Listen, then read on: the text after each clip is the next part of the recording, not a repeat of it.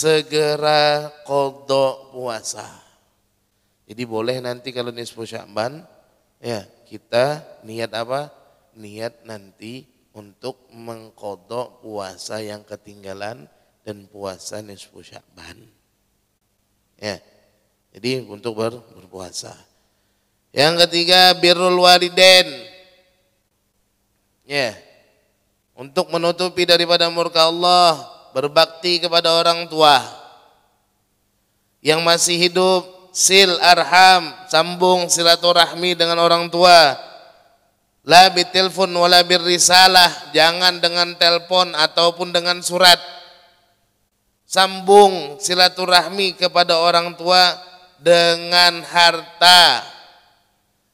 Sil, sambung, rahim, silaturahmi, walidaka orang tuamu, bil mal dengan hartamu.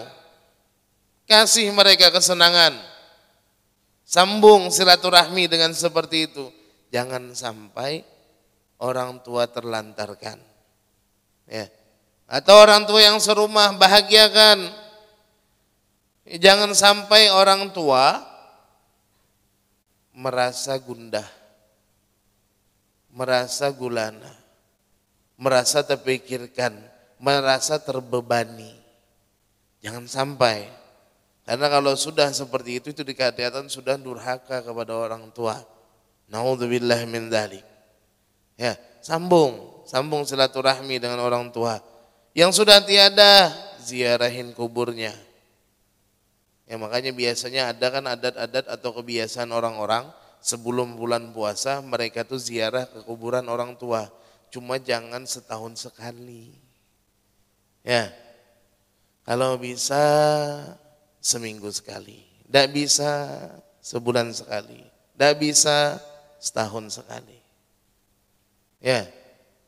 Jangan mendengarkan orang yang mengatakan syirik itu, syirik ini, oh apa syirik itu, syirik tidak ada yang tahu. Syirik itu antara hubungan kita dengan Allah Subhanahu wa taala. Tidak ada orang yang pernah tahu kesyirikan kita kecuali hanya kita dengan Allah. Siapa yang mengetahui kesyirikan kita?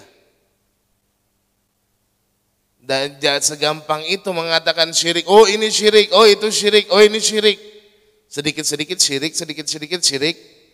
Ya. Dalam apa? Sarik. Ya. Nah, sambung. Yang keempat, at-taubah. Ya. Untuk kita menahan daripada murkanya Allah, itu apa? Taubah. Bertaubat. Karena Allah itu lebih senang kepada seorang hamba.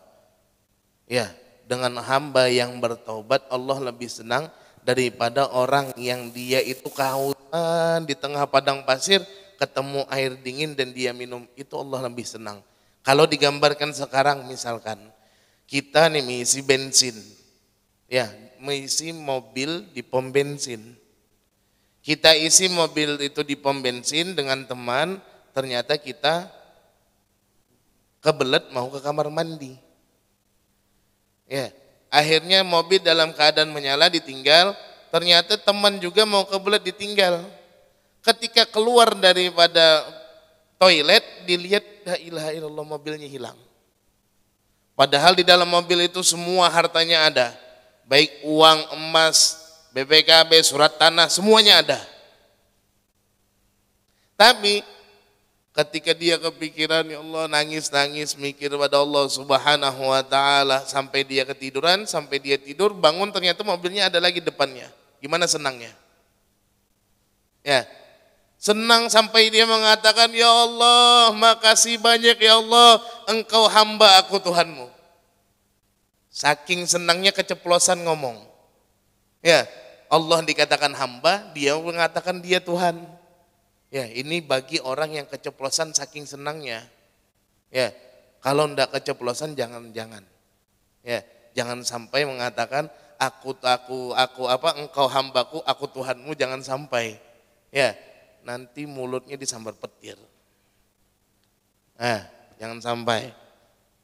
Ini saking senangnya. Nah, Allah lebih senang dengan hamba yang bertaubat daripada yang dia kembali hartanya seperti itu. Yang kelima, qiyamul lail. Bangun di tengah malam. Ya, menangis kepada Allah Subhanahu wa taala, menyesali segala sesuatunya, sesali, nangis pada Allah. Karena dikatakan damun wajal ajal min jabal. Ya. Syurifa min sadaqati zahabin au ta'amin. Ya. Damun, air mata, tetesan air mata di tengah malam karena takut kepada Allah Subhanahu wa taala, itu wajal lebih agung daripada kita bersedekah emas sebanyak gunung Uhud. Tangisan mata kita, air mata kita di tengah malam kepada Allah dari jam 1, jam 2, jam 3 itu lebih afdal daripada kita sedekah emas sebesar gunung Uhud atau memberikan makan orang sebesar gunung Uhud. Ya, makanya dikatakan ainun bakat min khasyatillah, ketika nanti di hari kiamat semua orang-orang pada menangis, semua menangis, ya orang yang dia menangis di tengah malam karena takut kepada Allah, itu dia akan tidak bakalan menangis di hari itu. Kenapa? Karena dia sudah sering menangis takut kepada Allah Subhanahu wa taala. Nah, yang terakhir yang keenam apa? Untuk menutup daripada murka Allah, tawassul dengan para aulia Allah.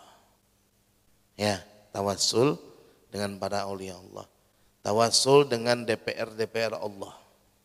Ya, tawassul dengan mereka. Dengan para wali-wali. Ada di Masjid At-Taqwa, ya Habib saya. Habib Hashim, Habib Qasim, Bahashim. Ya, banyak di sini. Makanya idza daqat alaihil umur fa alaihi bi ziyaratil kubur. Kalau sudah kita tuh sumpek, tidak ada lagi jalan keluar, sudah melakukan ini, sudah melakukan itu, tidak ada lagi jalan keluar, kuncinya satu, ziarah kubur. Ya, bukan berarti kita menuhankan dengan ziarah kubur. Semua orang yang tidak tahu agama, yang tidak tahu apa-apa, tidak ada yang namanya ketika dia datang ziarah kubur kepada para wali-walinya Allah Subhanahu wa taala, mereka datang, oh ini Tuhanku, tidak ada. Mereka pasti mengatakan, ya Allah, aku ini siapa? Aku meminta berkah wali yang ada di sini, kabulkan segala keinginanku. Ya, itu namanya tawassul. Ya, nah alhamdulillah nanti kita ada juga nanti ziarah kubro. Ya, ada nanti insyaallah ziarah kubro tanggal 2 Bib ya. Tanggal 2. Lihat para ulama mengajarkan kita sebelum bulan Ramadan kita diajak untuk ziarah kubro. Artinya apa? Ziarah mendatangi orang-orang soleh. Jalan kaki dari simpang BC sampai ke Masjid At-Taqwa. Bukan untuk kita melakukan kesyirikan besar-besaran, enggak. Tapi apa? Tapi menunjukkan bahwasanya kita ini tidak ada punya apa-apa dan tidak mempunyai apapun di dalam diri kita untuk meminta kepada Allah kecuali hanya perantara mereka para wali Allah. Ya, ziarah kubur. 6. Hilang murkanya Allah. Hilang akhirnya murkanya Allah. Datang bulan nisfu Sya'ban, enggak, nisfu Sya'ban lagi, dianjurkan kita untuk menghidupkan malam nisfu Sya'ban. Ya, maghrib membaca surah Yasin. Nah, makanya dikatakan surah Yasin liman quri'alah. Surah Yasin itu tergantung siapa yang baca. Niatnya membaca apa, itu yang akan dikabulkan oleh Allah. Sampai terakhir, saya tutup dengan cerita supaya yakin dengan surah Yasin. Ada seseorang kakek tua datang kepada kiai. Umurnya sudah 75 tahun. Datang ke kiai bukan untuk minta apa-apa. Tapi minta apa? minta supaya punya istri muda. Ya. Minta supaya punya istri muda. Umurnya 75 tahun. Kata Pak Kiainya, betul sampean mau kawin lagi? Betul, saya perlu pengen lagi punya istri. Karena istri saya sudah tidak bisa ngapa-ngapain. Pengen. Ya sudah, kata Kiai, mau ndak kamu setiap hari membaca Yasin 41 kali? Setiap hari. Kamu baca Yasin 41 kali, kamu sebutkan hajatmu apa? Oke. Insya Allah kakek dapat istri yang muda lagi. Maunya umur berapa? 18 tahun. Insya Allah akan dapat umur 18 tahun. Oke. Akhirnya apa? Sudah dibaca ini surah Yasin. Dari maghrib sampai subuh. Dari maghrib sampai subuh. Sampai 40 hari. Datang lagi Kiai. Kiai, mana ini? Belum ada apa-apa. Loh, kok belum ada apa-apa? Iya. Terus, enggak ada bukti. Saya ini pengen nikah nih, sudah 41 hari ini, enggak ada buktinya. Loh, Kai, katanya kakek bacanya berapa? Saya baca 82 kali. Dalam sehari, bukan 41 kali lagi, 82 kali. Kenapa? Karena saya pengen betul punya istri yang umur 18 tahun. Ya, kata Kiai, ya Allah, kata Kiai ini luar biasa. Kata si Kiai, tambah lagi 20 hari. Tambah dibaca 82 kali sampai di hari ke-79 kakek ini drop, masuk rumah sakit. Ya, masuk rumah sakit. Subhanallah, karena ini si istri sudah tua renta, tidak bisa ngapa-ngapain juga, kakek ini akhirnya sendirian di rumah sakit. Ketika di rumah sakit ketemu perempuan yang ngerawat dia umur 18 tahun. Ya, dirawat, cek ngomong, ngobrol-ngobrol, akhirnya apa? Mau diajak untuk nikah. Mau ini si perempuan. Dipikir seperempuan, oh ini enggak apa-apa nih kakek cuma berapa tahun aja lagi dead. Yang penting hartanya kan katanya. Ya. Ternyata dia dikasih mahar itu uang 250 juta.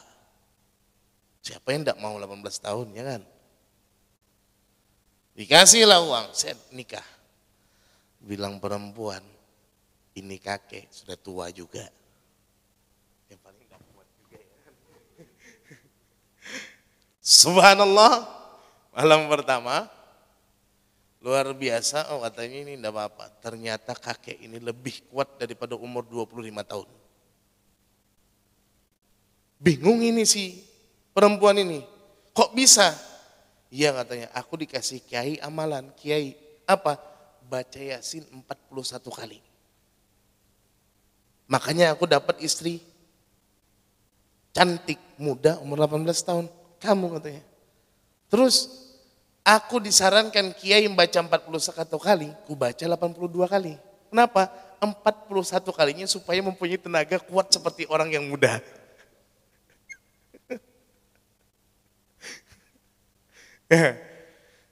Ini bukti surah Yasin.